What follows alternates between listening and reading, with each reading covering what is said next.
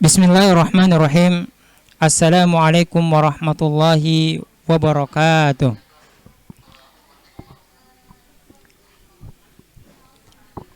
Alhamdulillah. Alhamdulillahilladzi bini'matihi tatimmus shalihat. Nahmaduhu wa nasta'inuhu wa nastaghfiruhu wa natubu ilaik. Wa na'udzu billahi min syururi anfusina wa sayyiati a'malina. Man yahdihillahu fala mudillal wa man yudlilhu fala hadiyalah. Ashhadu an la ilaha illallah wa ashhadu anna Muhammadan abduhu wa rasuluh mab'uts rahmatan lil alamin amma ba'd. Allahumma zidna ilman wa tuqan wa salahan wa imanan ya rabbal alamin. Subhanaka la ilma lana illa ma 'allamtana wa tub 'alaina innaka antat tawwabur rahim. Allahumma inna na'udzubika minal fitan wa na'udzubika minal maftunin. Inna salatina wa nusukina wa mahyayatina lillahi rabbil alamin. Segala puji bagi Allah Subhanahu wa ta'ala, karena pada kesempatan yang berbahagia ini Dia masih memberikan kepada kita nikmat kesehatan, nikmat kesempatan, sehingga kita masih bisa melaksanakan acara kita, yaitu pesantren kilat. Dan tentunya tanpa pemberian nikmat Allah, niscaya kita tidak bisa merasakan yang namanya nikmat ini, nikmat berkumpul ini, nikmat membaca Al-Quran bersama. Salawat dan taslim marilah kita senantiasa curahkan dan junjungkan kepada Nabi Muhammad sallallahu alaihi wasallam. Dialah Nabi yang telah membawa umatnya dari alam kejahiliaan menuju alam yang terang benderang. Dialah Nabi yang rela mengorbankan hartanya, keluarganya demi tegaknya yang namanya kalimat tauhid di muka bumi ini, yaitu kalimat la ilaha illallah Muhammadur Rasulullah. Akhi wa ihwati fiddin, adik-adik, siswa-siswi An-Nur yang berbahagia. Fa insyaallah pada kesempatan yang berbahagia ini saya akan membawakan kultum yang berkaitan tentang puasa, yaitu berkaitan tentang hal-hal yang membatalkan puasa. Dan tentunya perintah untuk melaksanakan yang namanya ibadah puasa udah jelas diperintahkan oleh Allah Subhanahu wa ta'ala, sebagaimana firman Allah yang berbunyi, A'udzubillahi minasyaitonirrajim. Bismillahirrahmanirrahim. Ya ayyuhalladzina amanu kutiba alaikumusiyam kama kutiba alal ladzina min qablikum la'allakum tattaqun. Wahai orang-orang yang beriman, diwajibkan atas kalian untuk berpuasa sebagaimana diwajibkan atas orang-orang sebelum kalian agar kalian bertakwa. Di dalam ayat Al-Quran ini jelas memberikan kepada kita perintah untuk melaksanakan yang namanya ibadah puasa. Maka daripada itu, pada saat ini di bulan Ramadan ini, para orang-orang yang mukmin, orang yang beriman kepada Allah, dia bersukacita menyambut bulan puasa ini. Karena ini merupakan salah satu bentuk perintah dari Allah Subhanahu wa ta'ala untuk melaksanakannya. Akan tetapi terkadang di dalam pelaksanaan puasa ini banyak di antara saudara-saudara kita tidak mengenal dan tidak mengerti hal-hal yang membatalkan puasa itu sendiri. Nah, ada beberapa hal-hal yang membatalkan puasa. Adapun di antara yang membatalkan puasa itu sendiri yaitu adalah memasukkan sesuatu ke dalam lubang. Jadi memasukkan segala sesuatu di dalam lubang ini bisa membatalkan puasa. Jadi mungkin salah satu contohnya kita memasukkan makanan di dalam mulut. Terus kita menelannya, itu bisa membatalkan puasa. Terus Ustaz, bagaimana kalau kita memasukkan telinga, jari-jari tangan di dalam telinga, apakah membatalkan puasa? Itu tidak membatalkan puasa. Selama misalnya jari-jari yang kita masukkan tidak sampai di lubang dalam. Nah, ketika nantinya udah sampai di lubang yang dalam, itu akan membatalkan puasa. Seperti itu. Nah, terkadang juga kebiasaan-kebiasaan kita, ini terkhusus biasanya kakak-kakak yang perempuan. Biasanya kakak-kakak perempuan ini membantu orang tuanya di dapur memasak.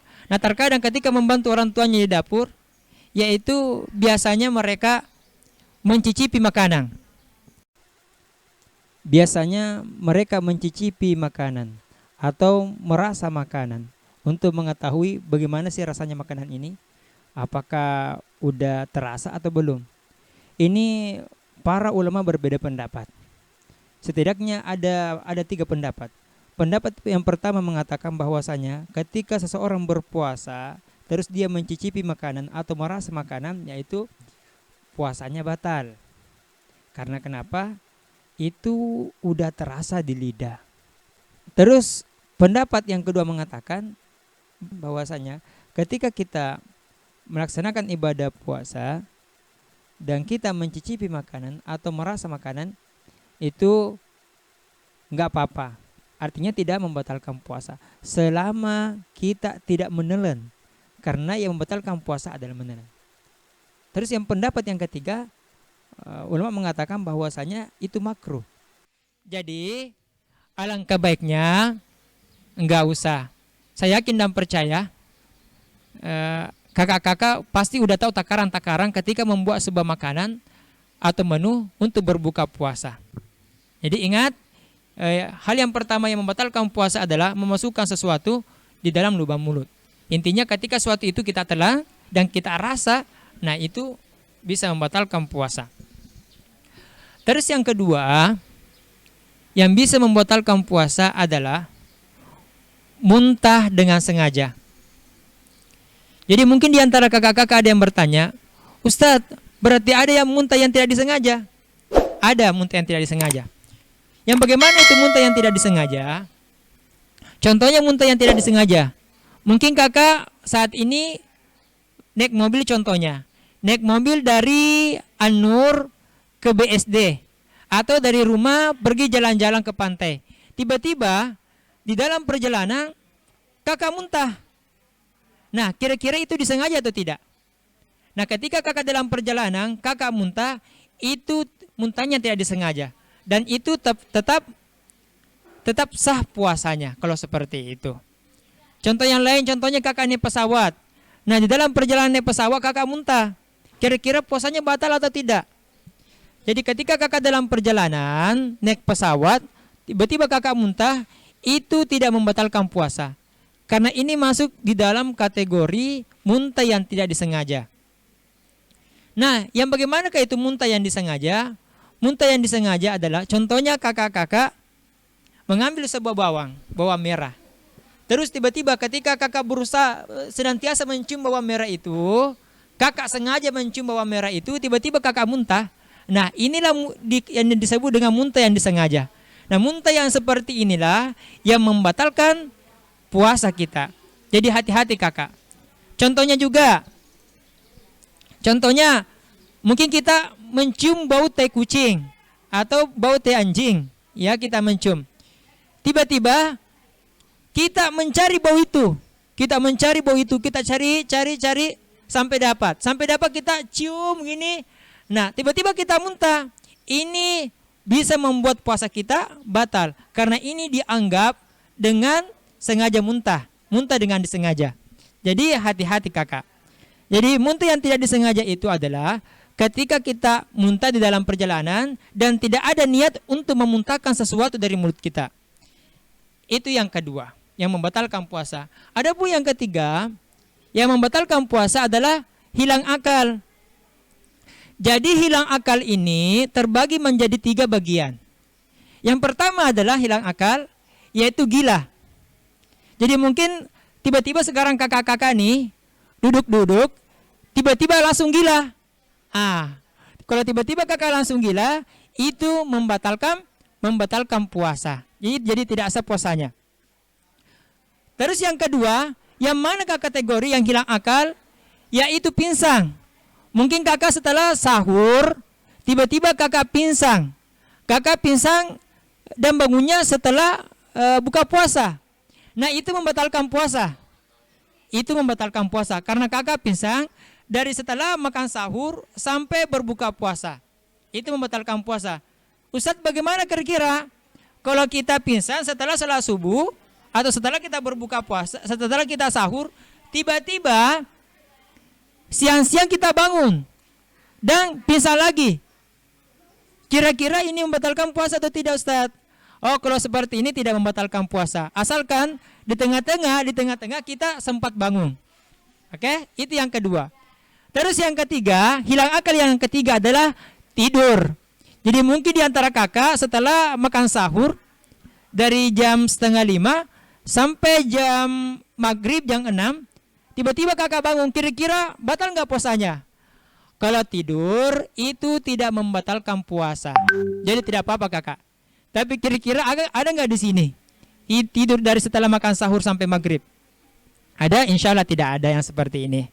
Jadi alangkah baiknya hari-hari kakak yaitu memperbanyak mengerjakan amalan-amalan ibadah. Terus selanjutnya adalah yaitu ada nifas, ada haid, hubungan suami istri, dan ada murtad. Dan hal ini tidak saya jelaskan karena mungkin di antara kakak-kakak ini masih belum dewasa ya. Seperti itu. Tapi perlu kakak ketahui ada hal-hal yang lain yang mana hal lain ini bisa membatalkan puasa kakak. Makanya dikatakan hadis Nabi yang berbunyi, kam min shaimin ma min siyamihi ilal juwal atash. Kata Rasulullah, begitu banyak orang yang puasa mengerjakan amalan-amalan ibadah puasa, akan tetapi dia tidak mendapatkan apa-apa kecuali rasa lapar dan haus. Seperti apakah orang seperti ini? Yang bagaimanakah orang seperti ini? Adalah dijawab oleh hadis Nabi di hadis yang lainnya yang berbunyi adalah kata Nabi Muhammad SAW, khamsatu asya tuhbitus shaum. Jadi ada 5 macam bentuk hal yang mana 5 hal ini membatalkan puasa. Apa itu kata Nabi? Yang pertama, al-kathibu. Apa itu al-kathibu? Yaitu orang-orang ketika mengerjakan amalan ibadah puasa suka berbohong. Hati-hati, ini yang suka berbohong. Contohnya nih kakak-kakak, mamanya bertanya, kakak Afifah gimana kira-kira, udah hafalan belum? Udah membaca Al-Quran belum? Tiba-tiba kakak Alifah bilang, udah mah. Ternyata sebenarnya kakak belum membaca Al-Quran, belum menghafal Al-Quran, dia malah main game di kamar. Ini masuk di dalam kategori bohong. Hati-hati kakak, ini masuk di dalam kategori yang berpuasa tapi tidak mendapatkan apa-apa dan bahkan bisa membatalkan puasa kita. Terus yang kedua kata Nabi apa? Wal ghibah. Apa itu ghibah? Ghibah artinya yaitu ketika dia berpuasa suka membicarakan keburukan-keburukan orang. Ini biasanya perempuan ya. Kalau berkumpul-kumpul, ya suka bercerita tentang hal ini, tentang itu. Ya jangan ya kak. Insya Allah kalau misalnya anak-anak siswa Nur, insya Allah tidak ada di sini. Jadi mau laki-laki mau perempuan tidak boleh menggibah. Karena menggibah itu menceritakan keburukan-keburukan saudara-saudara kita atau orang lain itu bisa menghapus pahala puasa kita, bahkan bisa membatalkan puasa kita.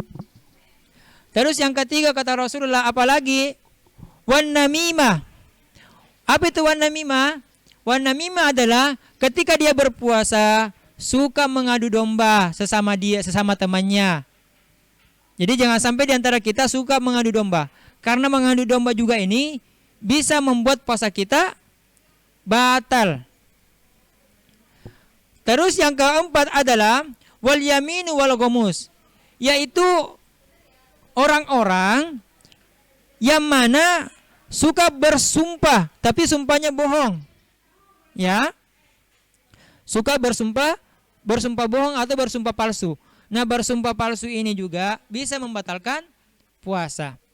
Bisa menghapus pahala-pahala puasa kita. Terus yang kelima adalah yang terakhir, wan nasaru bisyahwat, yaitu orang-orang tidak bisa menjaga pandangannya. Makanya kita sebagai orang Islam dijelaskan dalam Al-Quran Ghaddul basar, agar sekiranya kita senantiasa menjaga pandangan kita. Karena ketika seorang muslim dia melaksanakan yang namanya ibadah puasa, tapi pandangannya tidak bisa dijaga, maka bisa membatalkan puasanya dan tidak mendapatkan apa-apa illal ju'i wal atash. Maka dijelaskan oleh Ibnu Qayyim al-Jauzi bahwasanya berpuasa itu adalah, yaitu bukan cuma hanya menahan lapar dan tidak minum, akan tetapi berpuasa itu adalah menahan anggota tubuh itu, menahan diri ini untuk mengerjakan amalan-amalan dosa, mengerjakan amalan-amalan perbuatan keji. Maka daripada itu, di dalam ibadah puasa ini, marilah kita memperbanyak mengerjakan amalan-amalan ibadah, meninggalkan perbuatan-perbuatan yang bisa menggugurkan pahala puasa kita. Karena percuma kita melaksanakan ibadah puasa, akan tetapi ibadah puasa kita tidak sah. Sedangkan tujuan kita mengerjakan amalan ibadah puasa, yang pertama, kita memenuhi perintah Allah. Karena kenapa puasa merupakan bentuk kewajiban. Akan tetapi kita udah menahan lapar, tidak minum, tapi kita mengharapkan pahala dan kita tidak mendapatkan pahala. Karena kenapa? Itu tadi, kita melaksanakan ibadah puasa, tapi kita masih suka menggibah, masih suka berbohong, masih suka bersumpah palsu, tidak menjaga pandangan. Ini terkadang pada saat ini banyak di antara kita paling sulit ini menjaga pandangan, yaitu pandangan di HP. Jadi penjaga pandangan itu bukan cuma menjaga pandangan di luar itu ketika kita berjalan, tapi menjaga pandangan adalah menjaga juga pandangan di HP. Karena apalagi biasanya di HP banyak gambar-gambar yang tidak bagus, dan itu harus kita jaga, tidak boleh melihat hal-hal yang senonoh yang ada di HP juga. Nah itu, sebenarnya masih ada beberapa yang pengen saya sampaikan, karena waktu sudah habis. Mungkin cukup sekian dari Ustadz. Wallahi taufiq wassalam. Wassalamualaikum warahmatullahi wabarakatuh.